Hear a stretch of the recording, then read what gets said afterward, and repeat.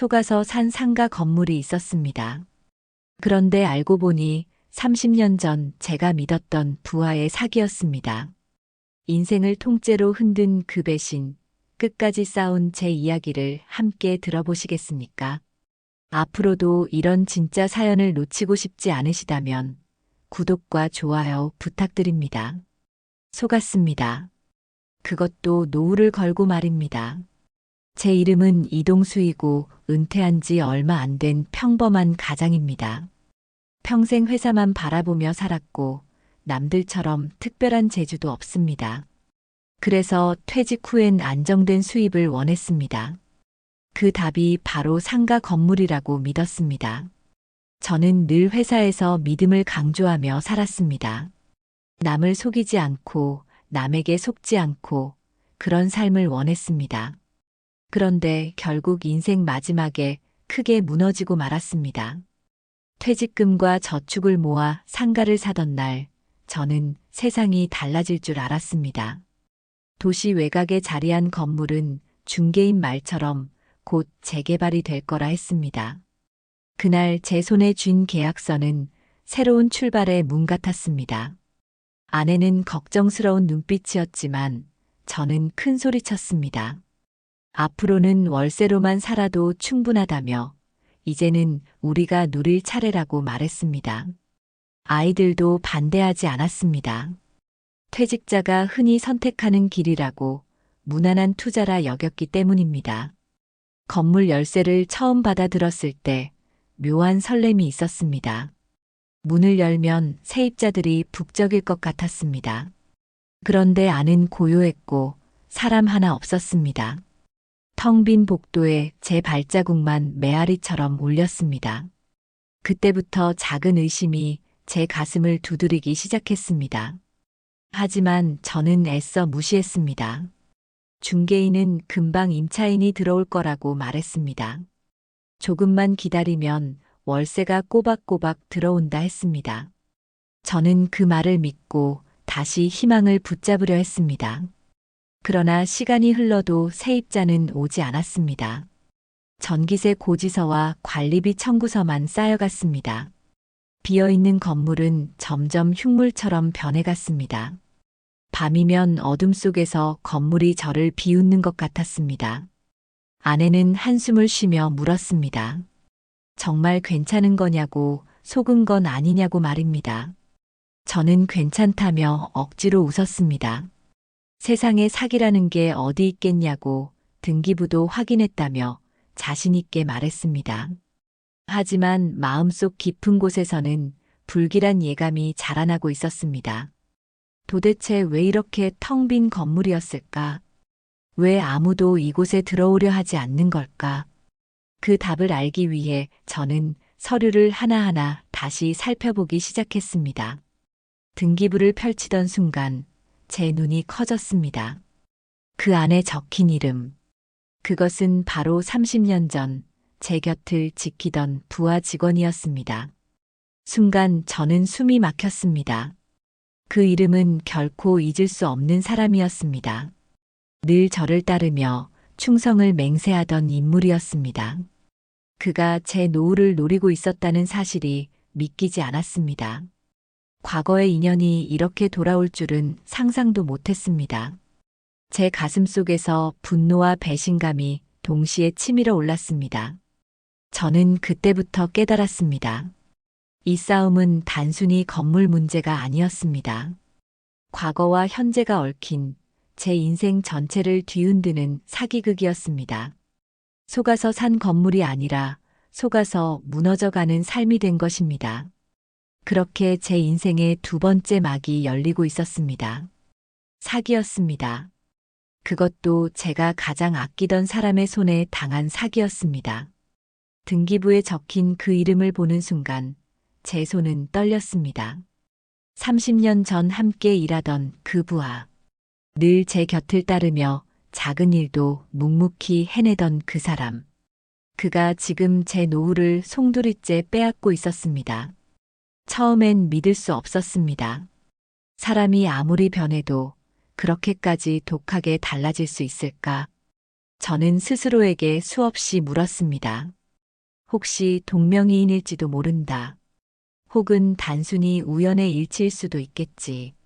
하지만 서류를 더 들여다볼수록 그 의심은 확신이 되었습니다. 주소와 생년월일 모두 정확히 일치했습니다. 그 이름은 결코 우연이 아니었습니다. 그가 저를 겨냥해 덫을 놓은 것이 분명했습니다. 순간 제 안에서 오래 묻어있던 기억이 되살아났습니다. 그는 회사 시절 늘 저를 선배라 부르며 따랐습니다. 제가 말하면 곧바로 움직였고 작은 칭찬에도 눈이 빛나던 인물이었습니다. 그러나 동시에 불만이 많았던 것도 기억납니다. 승진에서 번번이 밀렸고 그때마다 저를 원망하는 눈빛을 보냈습니다. 저는 애써 모른 척했지만 아마도 그때부터 앙심을 품었던 걸지도 모릅니다. 저는 변호사를 찾아갔습니다. 계약서와 등기부를 내밀며 사기라고 주장했습니다. 하지만 변호사는 고개를 저었습니다. 서류상으로는 아무 문제가 없다는 대답뿐이었습니다.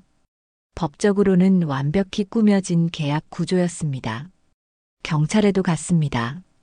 그러나 경찰은 더 단호했습니다. 개인이 부주의하게 투자한 사안일 뿐이라고 했습니다. 사기로 입증할 증거가 부족하다는 말이었습니다. 결국 발길을 돌릴 수밖에 없었습니다. 집으로 돌아오니 아내의 얼굴은 잿빛이었습니다. 왜 그런 사람을 믿었냐며, 왜 확인을 더 철저히 하지 않았냐며 눈물이 맺힌 목소리로 물었습니다. 저는 대답하지 못했습니다. 모든 책임이 제 어깨 위에 얹혀 있었습니다. 가족들의 눈빛이 저를 더 무너뜨렸습니다. 며칠 동안 저는 술잔에 기대어 시간을 버텼습니다. 밤마다 건물 앞에 서서 불 꺼진 창문을 바라봤습니다. 그곳은 희망이 아니라 조롱이었습니다. 바람에 흔들리는 간판조차 저를 비웃는 듯 했습니다. 제 발밑에서 삶이 무너져 내리는 소리가 들렸습니다. 그러던 어느 날 전화벨이 울렸습니다. 받아들자마자 낯익은 목소리가 들려왔습니다. 그 부하였습니다. 그는 태연하게 말했습니다. 잘 지내시냐고, 건물은 마음에 드냐고. 순간 저는 피가 거꾸로 솟는 듯 했습니다. 목소리는 예전과 다르지 않았지만 말투는 완전히 달라져 있었습니다. 그는 마치 오래 준비한 연극을 마무리 짓는 배우처럼 여유로웠습니다. 당신 덕분에 내가 이렇게 성공했다는 말까지 했습니다. 저는 손에 쥔 수화기를 부숴버리고 싶었습니다. 전화를 끊은 뒤에도 그의 목소리가 귀에 맴돌았습니다. 그가 단순히 돈을 노린 게 아니라는 걸 깨달았습니다. 그 속에는 오래된 원한과 복수가 자리 잡고 있었습니다. 그는 과거의 열등감을 이렇게 풀고 있었습니다. 저를 철저히 무너뜨리는 걸 목표로 삼고 있었던 겁니다. 저는 술잔을 내려놓았습니다. 더 이상 도망칠 수 없다는 생각이 들었습니다. 이 싸움은 단순한 재산 문제가 아니었습니다. 제 인생 전체를 건 마지막 승부였습니다. 저는 다시 일어나기로 했습니다. 당했습니다. 그런데도 아무도 저를 믿어주지 않았습니다. 변호사도 경찰도 손사래를 쳤습니다. 심지어 가족조차 지쳐서 제 말을 듣지 않으려 했습니다. 저 혼자만 세상에 남겨진 것 같았습니다. 그런데 이상하게도 그 고립이 저를 오히려 단단하게 만들었습니다. 저는 다시 건물로 향했습니다. 낮에도 밤에도 그곳에 서 있었습니다. 벽돌 하나, 창문 하나까지 눈에 새기듯 살폈습니다. 흔적은 거짓말을 하지 않을 거라 믿었습니다. 누군가 남겨둔 작은 단서가 반드시 있을 거라 생각했습니다. 그러던 어느 날 건물 지하 창고에서 낡은 서류 뭉치를 발견했습니다. 먼지가 수북이 쌓인 박스 안에는 오래된 계약서와 영수증이 들어 있었습니다. 그 속에는 임차인과의 분쟁 기록도 있었습니다. 이미 몇 년 전부터 세입자들이 피해를 보고 떠났다는 사실이 적혀 있었습니다. 그제야 퍼즐이 맞춰졌습니다. 그 부하는 저를 속이려는 계획을 오래전부터 세운 것이었습니다. 건물을 팔아넘기기 위해 일부러 임차인을 내보내고 소송 흔적을 덮어둔 것이었습니다. 겉보기에는 멀쩡해 보였지만 속은 텅 비어 있었습니다. 저는 분노에 치를 떨었습니다. 이제는 피해자가 아니라 반드시 되갚아야 할 증거를 쥔 사람이 된 기분이었습니다. 하지만 증거를 들고 다시 변호사를 찾았을 때도 그는 고개를 저었습니다. 이 정도로는 부족하다는 것이었습니다. 법정에서 상대를 무너뜨리려면 더 명확한 연결고리가 필요하다 했습니다. 그 말을 듣자 다시 심장이 내려앉았습니다. 그러나 포기하지는 않았습니다. 저는 오래된 동료들을 찾아 나섰습니다. 예전에 함께 일했던 직원들을 수소문했습니다. 그들 중 한 명은 뜻밖의 이야기를 들려주었습니다. 그 부하가 퇴직 후에도 저를 욕하며 살았다는 소문이 있었다는 것입니다. 그는 술자리에서 자주 말했습니다. 언젠가 반드시 선배를 무너뜨리겠다고. 그 이야기를 듣는 순간 제 등골이 서늘해졌습니다. 그의 복수심은 우연이 아니라 집착이었습니다. 그리고 지금 그 결과가 제 손에 들린 건물이었습니다. 그동안 제 어깨를 짓눌렀던 의문들이 하나씩 풀려갔습니다. 저는 더 깊이 파고들기로 마음먹었습니다. 집에 돌아와 아내에게 말했습니다. 이제 그만 포기하자는 말을 할 줄 알았습니다. 하지만 이번에는 달랐습니다. 아내는 제 손을 꼭 잡고 말했습니다. 끝까지 해보라고, 이제는 당신이 지켜야 한다고. 그 말이 제 가슴을 울렸습니다. 저는 다시 힘을 얻었습니다. 그날 밤 저는 오랜만에 술잔을 내려놓았습니다. 대신 수첩을 꺼내 계획을 세우기 시작했습니다. 무너진 건물이 아니라 진실을 세우기 위한 싸움의 계획이었습니다. 며칠 뒤 저는 건물 앞에서 그 부하와 마주쳤습니다. 그는 여전히 익숙한 얼굴로 웃고 있었습니다. 30년 전 회사에서 보던 그 미소와 똑같았습니다. 그러나 그 웃음 뒤에 숨겨진 비수가 보였습니다. 그는 제게 다가와 말했습니다. 이제야 알았냐고. 나는 오래전부터 당신을 지켜봤다고. 그 모든 게 계획이었고 당신은 내 손바닥 위에서 놀아났다고. 그 말에 제 숨이 막혔습니다. 분노와 굴욕이 한꺼번에 치밀어 올랐습니다. 저는 차마 대답하지 못했습니다. 대신 그를 똑바로 바라봤습니다. 그의 말이 사실이라면 이 싸움은 단순한 소송이 아닐 것입니다. 30년 묵은 원한과 배신을 청산하는 싸움이 될 것입니다. 저는 이미 물러설 수 없었습니다. 복수는 아직 시작도 하지 않았습니다. 그의 도발은 제 가슴을 찢어 놓았지만 동시에 결심을 굳게 만들었습니다. 저는 더 이상 피해자가 아니라 반드시 싸워야 하는 사람이라는 걸 깨달았습니다. 물러서면 제 노후뿐 아니라 제 인생 전체가 무너질 것 같았습니다. 그렇게 저는 반격을 준비하기 시작했습니다. 먼저 다시 서류들을 정리했습니다. 계약서와 등기부, 낡은 영수증, 임차인 분쟁 기록까지 모두 모았습니다. 책상 위에 늘어놓으니 그 속에서 보이지 않던 흐름이 눈에 들어왔습니다. 그는 수년 전부터 세입자들을 몰아내고 건물을 썩히고 있었습니다. 오직 저를 겨냥해 완벽한 덫을 만든 것이었습니다. 저는 과거 함께 근무했던 동료들을 차례로 만났습니다. 처음에는 모두 고개를 저었습니다. 오래된 일이라 기억이 흐릿하다 했습니다. 그러나 이야기를 풀어낼수록 그의 이름이 점점 어두운 그림자처럼 드러났습니다. 그는 회사 시절부터 은근히 저를 원망했고 뒷말을 퍼뜨리곤 했다는 것이었습니다. 한 동료는 조용히 제게 봉투를 내밀었습니다. 그 안에는 오래된 메모와 녹취록이 있었습니다. 그 부하가 술자리에서 한 말이 적혀 있었습니다. 언젠가 반드시 선배를 무너뜨리겠다는 다짐이었습니다. 그 순간 제 몸에 전율이 흘렀습니다. 저는 변호사를 다시 찾아갔습니다. 이번에는 단순한 서류가 아니라 과거의 기록과 증언까지 내밀었습니다. 변호사는 잠시 침묵하더니 고개를 끄덕였습니다. 이 정도면 법정에서 다툴 여지가 있다고 말했습니다. 그러나 승부는 길고 험할 거라는 경고도 잊지 않았습니다. 집으로 돌아와 아내에게 소식을 전했습니다. 아내는 한동안 말이 없었습니다. 그러다 제 손을 꼭 잡았습니다. 이제는 두렵지 않다고, 당신이 해낼 수 있다고 말했습니다. 그 말은 제 가슴 깊은 곳을 울렸습니다. 저는 건물 앞에 다시 섰습니다. 그곳은 더 이상 저를 조롱하는 흉물이 아니었습니다. 곧 진실을 드러낼 무대처럼 보였습니다. 철문에 비친 제 얼굴은 결의로 굳어 있었습니다. 이제는 끝까지 가야만 했습니다. 며칠 뒤 그는 다시 나타났습니다.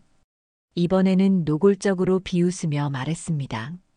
아직도 발버둥 치느냐고, 이미 늦었다고. 그의 말은 독처럼 스며들었지만 저는 흔들리지 않았습니다. 대신 차갑게 대답했습니다. 이제부터가 시작이라고. 그 순간 그의 얼굴에 스치는 미묘한 당혹이 보였습니다. 그는 곧 다시 비웃으며 자리를 떠났습니다. 하지만 저는 그 표정을 잊을 수 없었습니다. 그도 언젠가 무너질 수 있다는 사실을 깨달았을 것입니다. 저는 그 틈을 파고들기로 결심했습니다. 밤이 깊어도 잠은 오지 않았습니다. 저는 수첩을 펴고 다시 기록했습니다. 만난 사람들의 증언, 얻은 서류, 앞으로 할 계획까지 차례로 적었습니다. 이 싸움은 길고 험할 것입니다. 그러나 저는 더 이상 혼자가 아니었습니다. 아내의 지지와 동료의 증언, 그리고 제 안에 분노가 있었습니다. 무너졌던 삶은 다시 서서히 세워지고 있었습니다. 저는 깨달았습니다. 진실은 숨어 있어도 언젠가는 드러나게 되어 있다는 사실을. 그때까지 저는 절대 멈추지 않을 것입니다. 법정에서 그를 마주해야 했습니다. 이 싸움은 이제 피할 수 없는 현실이 되었습니다. 제가 가진 증거와 증언은 부족했지만 더는 뒤로 물러설 수 없었습니다. 그는 여전히 여유로운 얼굴로 법정을 드나들었습니다. 마치 승부가 이미 끝난 듯한 표정이었습니다. 재판 첫날 그의 변호인은 단호했습니다. 모든 계약은 합법적이었다는 주장. 투자자가 부주의했을 뿐이라는 비아냥. 법의 빈틈을 파고드는 논리였습니다. 그 순간 제 손은 주먹으로 굳어졌습니다. 저는 차분히 준비한 자료를 꺼냈습니다. 임차인들이 남긴 분쟁 기록, 세입자를 내쫓고 건물을 비워둔 흔적. 그가 몇 년 동안 건물을 고의로 방치했다는 증거였습니다. 재판장은 서류를 꼼꼼히 살폈습니다. 하지만 상대는 곧바로 반격했습니다. 그런 일은 흔히 있는 임대 분쟁일 뿐이라고, 악의적인 해석이라고 주장했습니다. 순간 법정 안이 술렁였습니다. 저는 다시 무너지는 기분이었습니다. 그러나 쉽게 물러날 수는 없었습니다. 재판이 끝난 뒤 그는 제게 다가왔습니다. 그의 입술은 비열한 미소로 일그러져 있었습니다. 아직도 버티느냐고 물었습니다. 그는 제 귀에 대고 속삭였습니다. 끝까지 간다고 해도 결국 패자는 당신이라고. 그 목소리에 피가 끓어올랐습니다. 그러나 저는 대답하지 않았습니다. 대신 더 단단한 결심을 안고 법정을 나섰습니다. 이 싸움은 길어질 것입니다. 하지만 반드시 끝을 내야 했습니다. 그날 밤 저는 오랜 동료 한 명으로부터 전화를 받았습니다. 그는 망설이다가 중요한 사실을 털어놓았습니다. 그 부하가 예전부터 수상한 거래를 이어왔다는 소문. 심지어 허위 계약서로 다른 이들을 속였다는 증언도 있었습니다.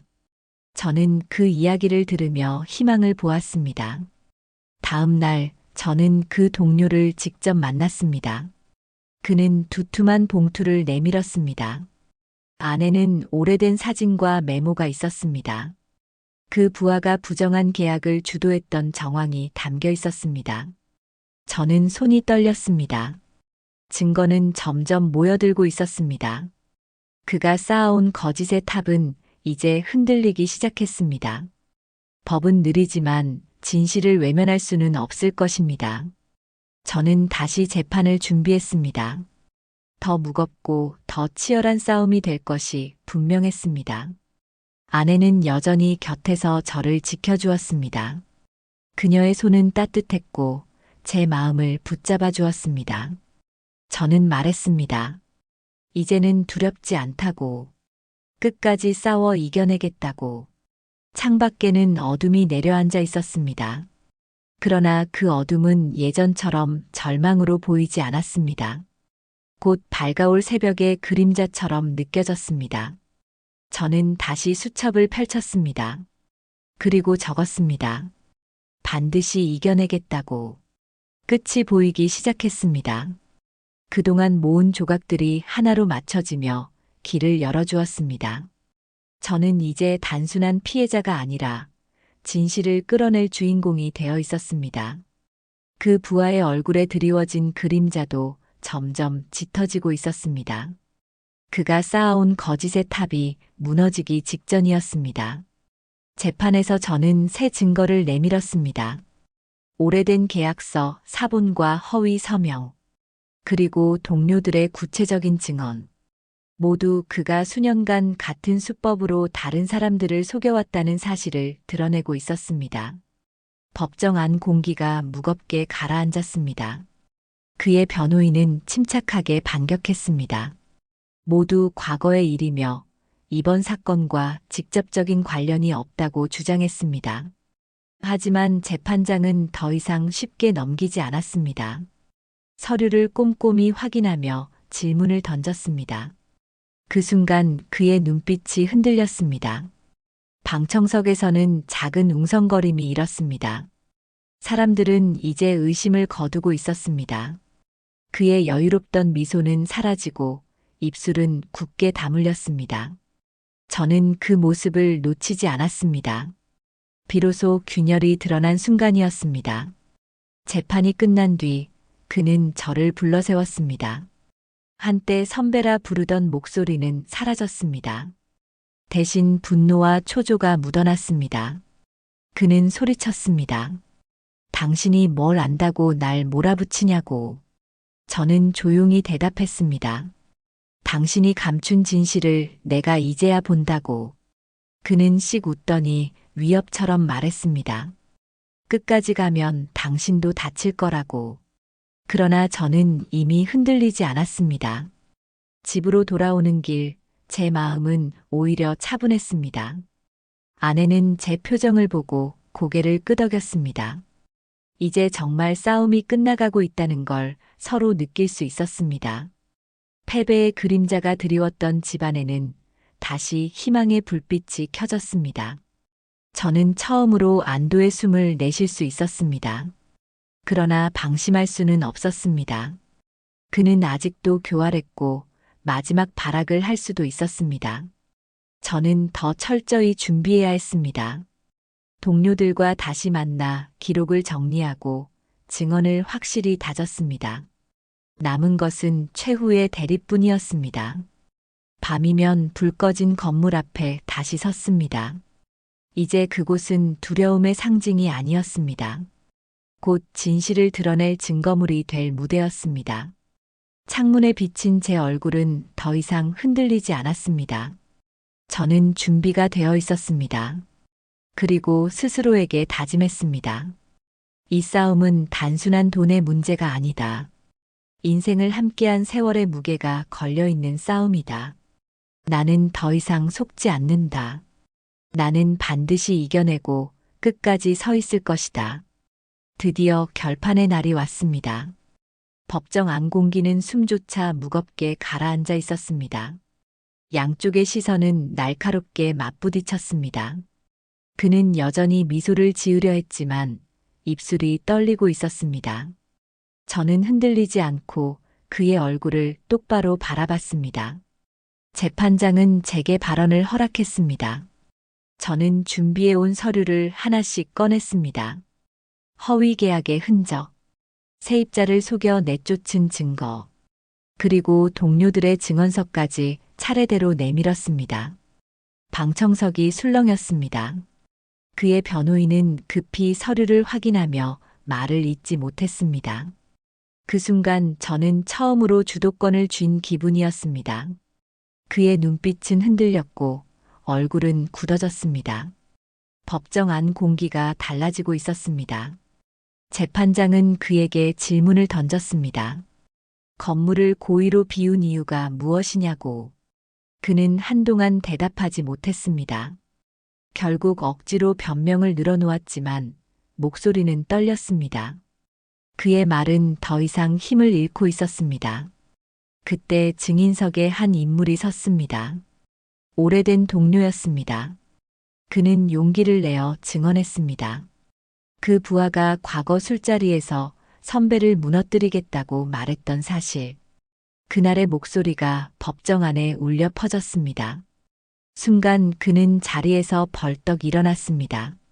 거짓말이라고, 모두 꾸며낸 이야기라고 소리쳤습니다. 하지만 그의 눈빛은 이미 패자의 눈빛이었습니다. 법정 안 사람들의 시선은 싸늘하게 그를 향했습니다. 그의 오랜 연극이 끝나가고 있었습니다. 재판장은 증거와 증언을 종합해 결론을 내리기 시작했습니다. 그의 사기와 불법적 행위가 드러났다는 판단. 계약은 무효로 피해자는 저라는 판결이 이어졌습니다. 그 순간 제 심장은 요동쳤습니다. 마침내 정의가 제 편에 섰다는 것을 느꼈습니다. 법정 안이 술렁이는 사이 그는 고개를 떨구었습니다. 처음으로 그의 어깨가 무너져 내리는 것을 보았습니다. 30년 전 제 뒤를 따르던 어린 후배의 모습이 겹쳐 보였습니다. 그러나 이제 그는 더 이상 후배가 아니었습니다. 자신의 욕망에 무너진 한 인간일 뿐이었습니다. 저는 법정을 나서며 하늘을 올려다봤습니다. 쌓였던 먹구름이 걷히는 듯 했습니다. 아내가 제 손을 잡았습니다. 그 손은 그 어떤 판결보다도 따뜻했습니다. 저는 속으로 다짐했습니다. 돈을 되찾은 것이 전부가 아니다. 명예와 존엄을 다시 세운 것이 진짜 승리다. 그는 무너졌지만 나는 다시 일어섰다. 이 싸움은 내 노후를 지키는 싸움이 아니라 내 인생을 되찾는 싸움이었다. 그리고 나는 결국 그 싸움에서 이겼다. 모든 게 끝났습니다. 그러나 진짜 끝은 아니었습니다. 법정에서 승리한 순간은 달콤했지만 제 마음에 남은 것은 허무였습니다. 30년을 믿었던 부하가 저를 배신했다는 상처는 여전히 깊었습니다. 돈을 되찾은 것도 건물을 되찾은 것도 중요했습니다. 하지만 그것만으로 제 삶의 구멍이 메워지진 않았습니다. 재판이 끝나고 집으로 돌아왔을 때 아내가 조용히 말했습니다. 이제는 우리 삶을 다시 살아보자고. 그 말에 눈물이 맺혔습니다. 그동안 잃어버린 것은 돈이 아니라 함께하는 시간과 마음이었습니다. 저는 그제야 깨달았습니다. 건물은 여전히 낡고 텅 비어 있었습니다. 그러나 그 건물을 바라보는 제 시선은 달라져 있었습니다. 이제 그것은 실패의 상징이 아니라 교훈의 상징이었습니다. 제가 겪은 배신과 싸움이 모두 새겨져 있는 돌덩이 같은 증거물이었습니다.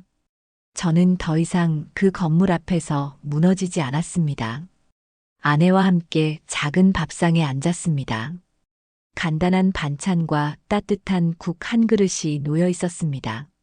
예전 같으면 부족하다며 불평했을지도 모릅니다. 하지만 그날 저는 고개를 숙여 감사히 먹었습니다. 이것이 진짜 노후의 풍요라는 걸 알았기 때문입니다. 아이들이 찾아와 조심스레 말했습니다. 아버지 고생 많으셨다고. 저는 고개를 끄덕였습니다. 돈은 사라질 수 있어도 사람이 남아있으면 다시 일어설 수 있습니다. 그게 이번 싸움이 준 가장 큰 깨달음이었습니다. 밤이 되어 창밖을 바라봤습니다. 불빛은 여전히 희미했지만 제 마음속 불은 꺼지지 않았습니다. 이제는 두렵지 않았습니다. 저를 속인 사람도, 저를 조롱한 건물도, 저를 외면한 세상도 모두 이겨냈기 때문입니다. 저는 스스로에게 말했습니다. 노후를 지키는 건 돈이 아니다. 사람을 보는 눈과 끝까지 버티는 의지다. 배신은 쓰라리지만 그 속에서도 길을 찾을 수 있다. 저는 다시 일어선 사람으로 남을 것이다. 마지막으로 건물 앞을 걸으며 웃었습니다. 30년의 그림자가 드리웠던 곳. 그 속에서 저는 무너졌지만 다시 일어났습니다. 이제는 두렵지 않았습니다. 저는 제 삶을 되찾았으니까요. 30년 전 부하의 배신은 제 노후를 무너뜨렸습니다. 그러나 저는 끝내 다시 일어섰습니다. 돈보다 중요한 건 사람을 보는 눈과 끝까지 버티는 힘이라는 걸 깨달았습니다.